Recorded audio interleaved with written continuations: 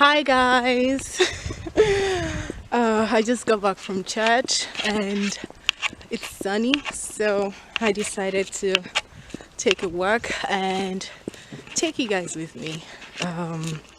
Tomorrow is my birthday, and for me, I never really kind of celebrate my birthday. For me, my birthday is the time I set aside and think about my mom, actually, and just the sacrifice that she's made, and the different ways she has actually inspired me. One of my earliest childhood memories that came to mind today, like just randomly, hello. Was a memory of me when I was 4 years old. Imagine the cute little 4-year-old Nimota. I know. And I had an accident. I was in kindergarten and I was on the swing and someone just pushed me from the back and I fell off and broke my leg. I was admitted immediately to our family hospital, but there was nothing they could actually do. Like, there was not much they could do, and I was transferred to the National Orthopedic Hospital in Nigeria, in Igbobi. And Igbobi is like the hospital you go to when no other hospital has a solution for whatever it is you have. Like, they specialize in broken bones, so to say. So I was admitted there. That was in 1993. And if you guys remember, in 1993, June 12 was when the Abiola election and the riot broke out. It was early 1993 that I had the accident and was admitted to Igbobi, I think around March or so. So I remember after the election, like after June 12th, there was the annulment of this election and riot broke out. At the moment, because I was admitted in Igbobi, my mom moved to Lagos. She moved to Ketu to stay with my aunt, and she was staying with my aunt at that time while I was in hospital, so that she doesn't have to travel all the way from... I grew up in Agbara, and Agbara is like really far away from where the hospital is that I was admitted in. Yeah, then we had the military regime take over and everything. So it wasn't easy for any of my parents or family to get to me at the hospital. And remember, I was 4 years old, right? And I remember I would go for days without having anyone to visit, come to visit me, and that means I had to sleep in my feces.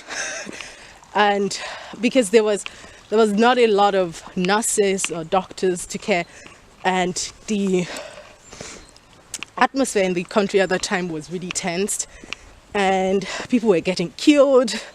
When you turned on the news, there was all kinds of raids happening, the military setting buses on fire and all kinds of things. So that means my mom wasn't able to visit every other day, or my aunt wasn't able to visit, or my dad. I remembered there was this one occasion that things has really gone bad in the country. Most of the nurses are not showing up for work. Most of the doctors also, they were not showing up for work. That means my bandages are not being changed. My bed sheet wasn't changed, and I was just soaked in this, in my feces, and a lot of feces is coming up in this video.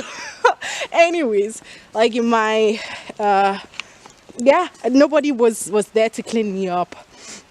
There were other few kids also that had their parents the parents were able to visit. And I remember having this feeling of rejection or abandonment.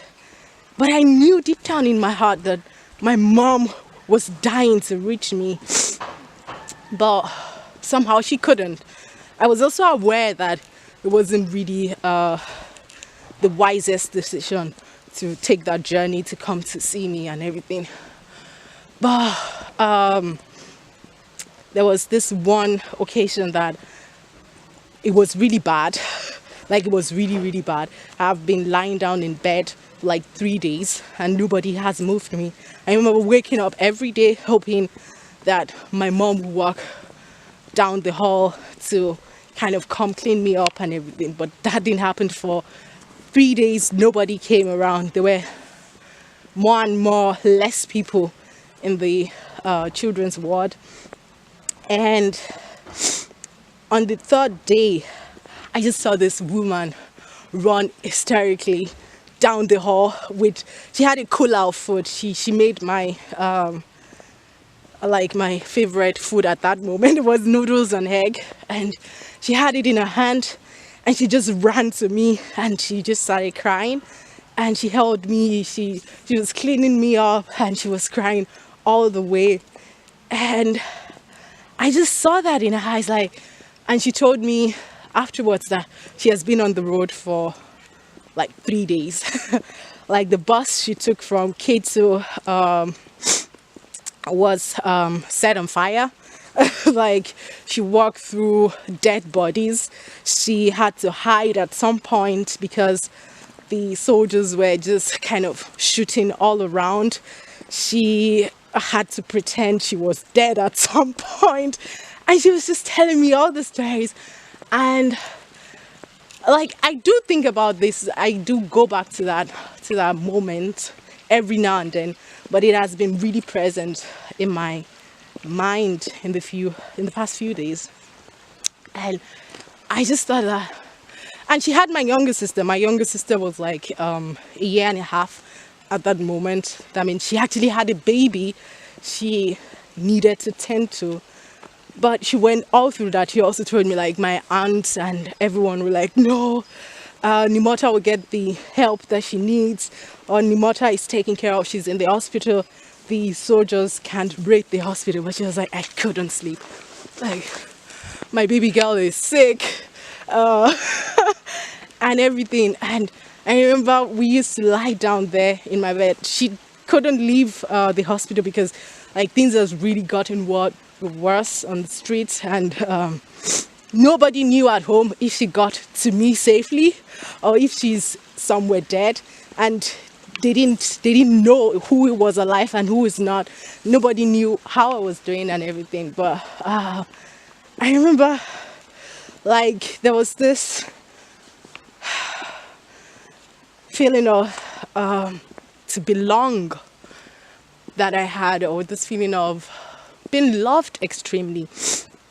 And she took care of me, made sure she was changing my bed sheet every morning. And at some point, maybe a week or so, I can't say exactly, my dad did show up. He got a way to come to visit because he was also like, he doesn't know if my mom was still alive. And yeah, like, there was no way to contact my mom or to know if she got to the hospital safely and everything.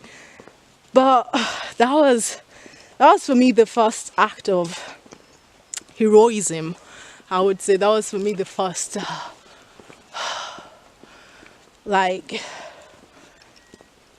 first experience or action of love, like love in action. I know my mom loves me. Come on, she's my mom.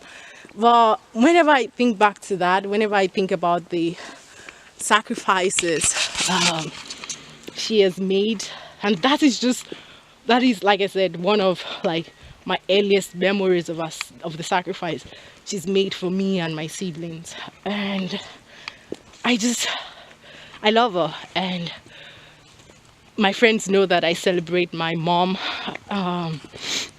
for my birthday. We call each other We talk, she prays for me, and I love it. She just, yeah, we just talk, and it is healing to know that. Hello.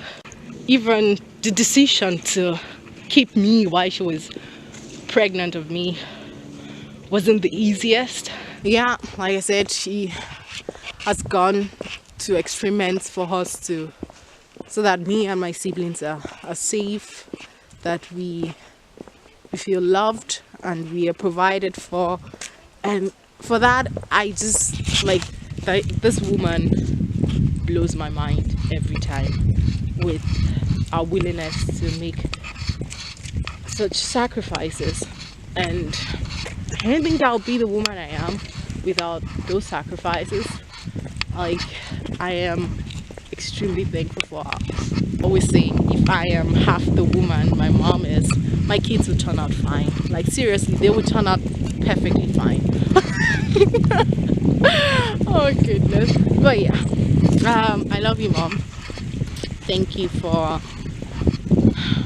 your heart. I love your heart. Like, that is one thing I love most about my mom. She has a big heart. I hope I'm making you proud in many ways. And I know you're proud of me. And yeah, I hope to just keep being more and more of that woman that you saw in me while I was still a baby. More and more of that person you, like, the imaginations you had, the dreams you had for me. I know you had big dreams for me, Mom. And that I become more and more of that person, and that I just keep making you proud, that I just keep yeah, that every time you think about me, you are thankful you kept me around, and the world gets to experience Nimota because of your decision, because of your heroism, because of your strength, and just your heart that is so big. Bye guys. Have a nice day ahead. Hopefully subscribe, hit thumbs up, and do whatever you have to do, guys. Just do you, boo.